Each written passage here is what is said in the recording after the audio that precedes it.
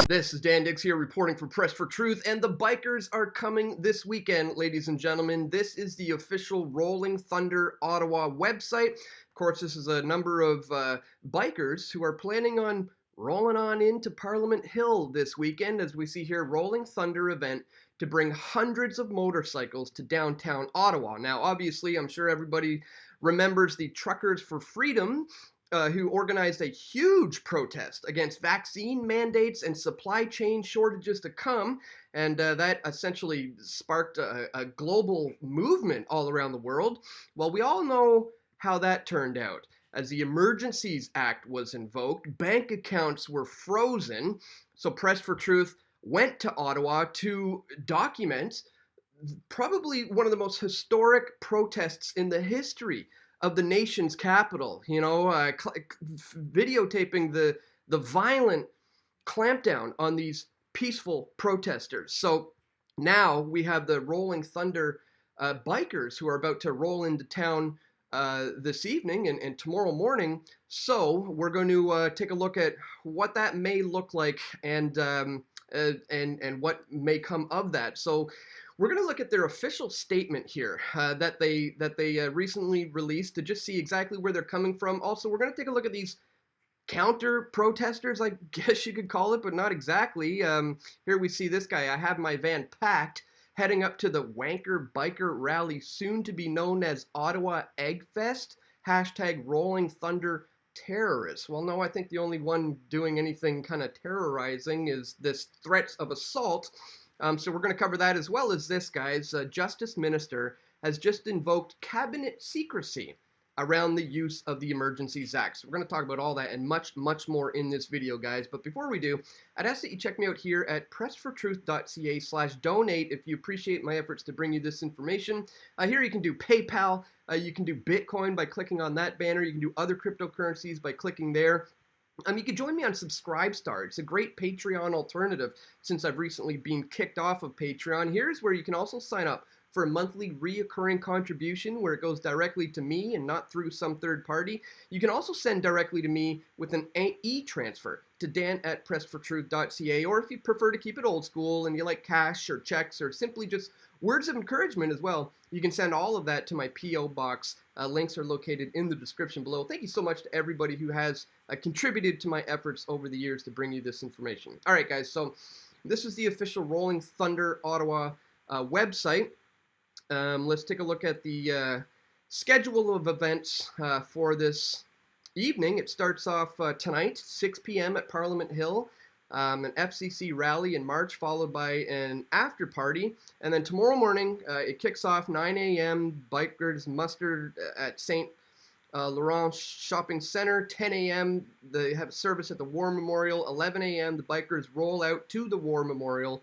By noon, the bikers are already leaving en route outside of the city. They have here on the schedule 2 o'clock FC rally in March at Parliament Hill with special guest Skye, and 6 p.m. There's a bike show location to be announced. And funny enough, the main organizer of this rally has really tried to distance himself from Skye being in attendance at this rally. Rolling Thunder organizer distances himself from Parliament Hill rally with notorious Skye, and that's a good move. This clown is always just trying to make everything absolutely about himself. So the key organizer of Rolling Thunder events this weekend in Ottawa is distancing himself from a rally on Parliament Hill featuring notorious anti-mask activist and conspiracy theorist Skye. Rolling Thunder organizer Neil Sheard said in a video posted Wednesday that he had nothing to do with the rally featuring special guest Skye, which is listed on the Rolling Thunder website. So he came up with this whole idea and identified himself as the front man. In this video, he says he's only involved with the veterans event on the weekend, including a motorcycle ride and a Saturday ceremony at the National Memorial. The rally featuring Skye is sponsored by Freedom Fighters of Canada, he said. That's a group that is helping organize the Rolling Thunder. So Skye's speech is not affiliated with Rolling Thunder, as in Rolling Thunder, our event, he said. So let's make this clear, okay? Our event is all about the monument, it's all about the veterans, and it's all about the bikes. He just wants to make that clear. It's not all about This guy. So anyways, let's, we've already spent too much time on that distraction. Let's get into the thick of it here. What are their intentions? What do they want to achieve by heading into Ottawa this weekend? Well, let's look at the official statement. In our continued discussions with the OPS, that's Ottawa Police Services, we are cautiously optimistic that the police will work to ensure the safe flow of traffic between the bikers and our fellow Canadian citizens who call Ottawa their home. Very clearly announcing their plans to stay peaceful. We do not support blockades, obstruction of police performing their duties, damage of property, or hate and vitriol directed to the residents of Ottawa. Very clear. This is not our intention. This is not what we're coming here to do. We also encourage all participants of Rolling Thunder Ottawa to follow all legislation, including the Highway Traffic Act, the Criminal Code of Canada. Lastly, as seen during the lawful protest in Ottawa, spread as much peace and love and patriotism to your fellow Canadians as possible. So that's the goal here. RCMP, OPP, and municipal police services will be held accountable in the court of law for their actions before, during, and after events. And I'm really glad that they pointed that out because of some of the things that we witnessed in Ottawa. This absolutely brutal, violent clampdown by the violent arm of the state on these peaceful protesters was something to behold. If you guys haven't seen my over 7.5-hour live stream, I would certainly encourage you to check it out. It's quite riveting stuff. It was just crazy. During the lawful truckers' convoy protest, there were clear attempts by provocateurs, saboteurs, and embellishers, referenced below, to tarnish the peaceful and loving movement. And that's absolutely true. I documented just that in this video. Trudeau tests positive for Coward-19 as truckers settle in for the long haul, and agent provocateurs exposed. Where I say here, thousands of truckers and their supporters have descended onto the nation's capital to peacefully protest Canada's draconian COVID restrictions. But the mainstream media and the Prime Minister are focusing on one or two provocateurs, who are most likely agents of the state, to fully discredit the other 99.99% of the otherwise peaceful demonstrators, guys. In this video, Dan Dix covers the latest COVID-19 84 news while also explaining the cognitive dissonance that is going on in society, and most importantly, what we can do about it moving forward. So again, in this video, we pointed out those provocateurs and the fact that the mainstream media leached onto that, and that remained the focus, you know, and they still use that to this day. And they go on to say, all attendees and participants should be cognizant of this, and if you witness any unlawful action, report it to the nearest police officer. Lastly, I'd like to especially thank, he basically thanks the liaison officer for, you know, discussing these things with him, which is obviously he's in a difficult position. But these guys are now threatening to physically assault these peaceful protesters. Again, may I remind you, this is the nation's capital, Parliament Hill, where Canadians should be free to protest anything they want. And they have outlined how they're going to be doing it respectfully, peacefully, calmly. They're in, they're out, they have their peace, they're done. That's how these things work.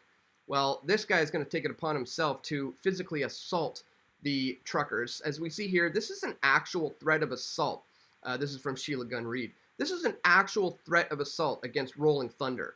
Ottawa police and their inept brutality, ignoring Interim Chief Steve Bell, has inspired this with their irresponsible rhetoric against peaceful protesters and their violent actions against them previously. So again, she's saying this is what that has led to, and I really hope that I can't be there this weekend. I'm on the other side of the country, and I'm currently a prisoner in my country because I can't hop on an airplane and just fly there and be there in 5 hours. It would take me 6 days to get there. So I implore you, if you are going to be there, to keep an eye out for these agent provocateurs and these people who are threatening violence and assaults, and get them documented on footage so we can show who the true aggressors were in this situation, just like I did back when I showed who the true aggressors were during the biggest clampdown on the nation's capital that we've ever seen. Now, the Justice Minister has just invoked cabinet secrecy around the use of the Emergencies Act. Ottawa Justice Minister David Lametti repeatedly invoked cabinet confidentiality in his appearance before a special committee tasked with investigating the government's use of the Emergencies Act. Lametti was asked pointed questions Tuesday evening about the federal consultations with provinces and others before declaring an emergency and when the government received advice to revoke the declaration. On multiple occasions, he responded that he would not betray cabinet confidence. Does that sound like something a justice minister would say in a so-called functioning democracy, that he's not going to betray the cabinet's confidence? I mean, we're literally talking about backroom, behind closed door, sealed negotiations when it comes to invoking an Emergencies Act that has never been done before. There has been a central concern for the Conservatives since Monday's launch of a separate public inquiry into the use of the Emergencies Act. Both the committee and the inquiry are required under the Act. The opposition wants the Liberals to waive cabinet confidence and release all the information the government relied upon in making its decision. I mean, clearly transparency in this instance is highly preferable to, again, these secretive backdoor closed door meetings. But Lametti said his government has tabled documents with the committee that give a clear picture of the decision making. But I think Canadians will understand that cabinet confidence is a critical part of our cabinet government system. So waiving the cabinet confidence is extremely rare. Yeah, it may be, but it's extremely important in this case moving forward because of what the Emergencies Act did, even to friends of mine, like Sean Jason, who was, he's the founder and creator of Druthers, who was under attack, free press under attack in Ottawa, as Druthers has his bank account frozen under the Emergencies Act. This guy had his personal bank account frozen. He did absolutely nothing wrong. In fact, many would consider what he did quite patriotic for the nation. But he was personally penalized by having his own bank account frozen while he was there, causing a great deal of stress. If you want to check out my sit-down interview with him, links for all of this are going to be located in the description below, guys. But let's not forget the fact that they invoked this Emergencies Act with the clear intention of shutting down a legitimate, peaceful protest. You know, the provocateurs only went so far as to paint the picture of, white supremacists and stuff like that. I mean, I don't think people were really buying that. So they just went ahead, invoked the Emergencies Act, came in there, clamped down on everybody, shut it down in very, very violent way, and are now just dusting off their hands and saying, we're not going to tell you what we discussed about and why we invoked the Emergencies Act. That's coming from the Justice Minister himself. Crazy times, as I said, ladies and gentlemen, in this so-called functioning democracy where backroom deals, behind closed door deals can be made when it comes to invoking the Emergencies Act here in Canada. Absolutely shocking turn of events. So stay tuned, guys. We're going to pay close attention to the events taking place starting tonight, moving on into tomorrow morning for the Rolling Thunder event. They don't want to call it a protest. They don't want to call it a convoy. It's an event that they're having this weekend in downtown Ottawa, which is totally within their rights. So just wanted to bring all this to your attention, ladies and gentlemen. Once again, if you appreciate my efforts to do so, don't forget to check me out right here at pressfortruth.ca/donate. Again, I want to thank everybody who ever has contributed to my efforts over the years to continuously bring you this information, and to all the people who donated to help me go to Ottawa and to get back. It was a big trip, but thanks to you guys, I was able to do it. So once again, thank you so much to everybody who's contributed to my efforts. And if you have yet to do that, don't forget to check me out at pressfortruth.ca/donate. And don't forget to click that thumbs up button and share this video, especially with your friends and family who you think need to see it the most. That's all for today, my friends. I want to thank you so much once again for watching. And stay tuned. We're going to have more video reports coming very soon. This is Dan Dix reporting for Press for Truth. We all want truth.